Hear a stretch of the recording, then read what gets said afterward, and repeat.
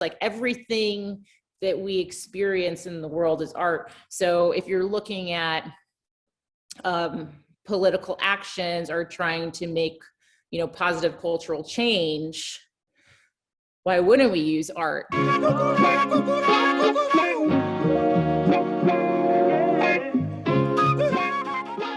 Hi, my name is Lisa Marie Thalhammer. I am a visual artist and a muralist, originally from St. Louis, Missouri, and I'm probably most known for the Love mural in Washington, D.C.'s Blagden Alley.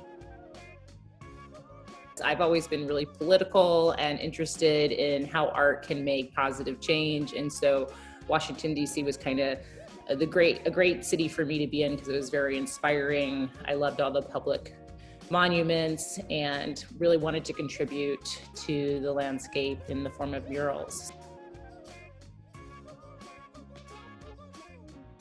I did my first mural in DC in 2009, and that one was called Boxer Girl.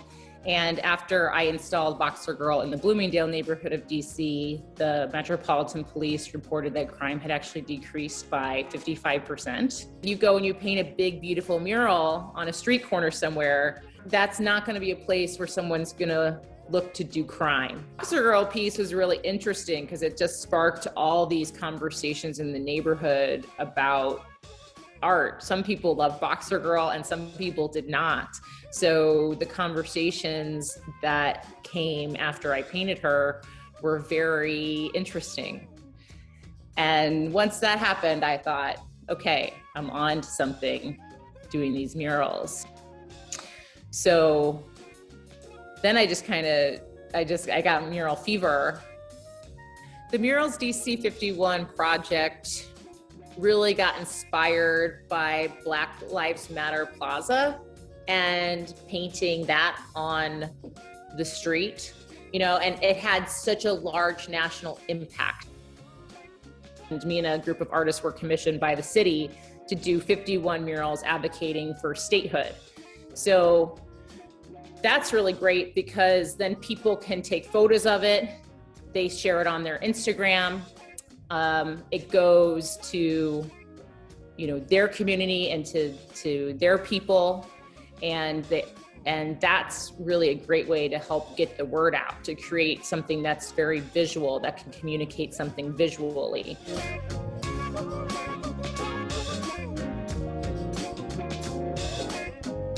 First started hanging out in Blagden Alley in 2004, and it was always a place where artists hung out. And so as the neighborhood in DC kind of started to change, and less artists were not able to afford studios there, not as many artists were able to kind of be there. We wanted to kind of really celebrate the history of what had been in that alley and what that alley was to us. And so I worked with a friend of mine and we wrote grants to the Arts Commission to get funding to kind of turn the alley into an outdoor museum of artists who had been there. Walk into the alley, it's a brick paved alley. It's a historic alley in Washington, D.C. We have murals by Ania Khan, who is a really great DC artist, and he did a painting of Erykah Badu and Sun Ra, which is really beautiful and inspiring. That's one of the first pieces that you're greeted by. And then you kind of turn the corner and you see the Love mural there.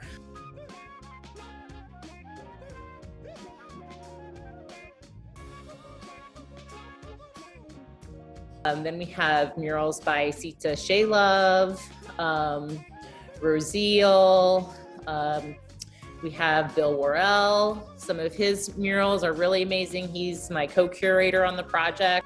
There's Jaffe there. She has a beautiful bird piece that's very peaceful. All together, we're kind of making a museum.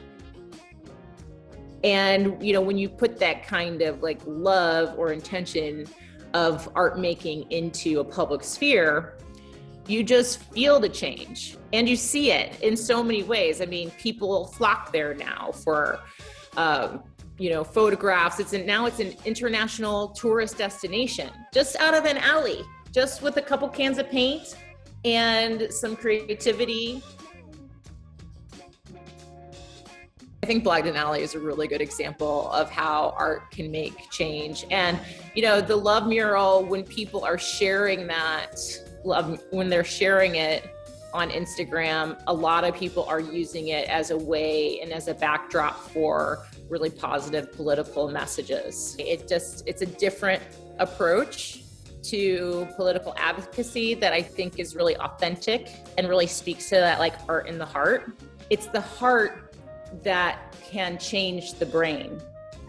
The brain very rarely can really change the heart. If things are coming from the heart, which is where the art is, and the art is in the heart, then that is what makes real, sustainable, lasting change and contributions to culture.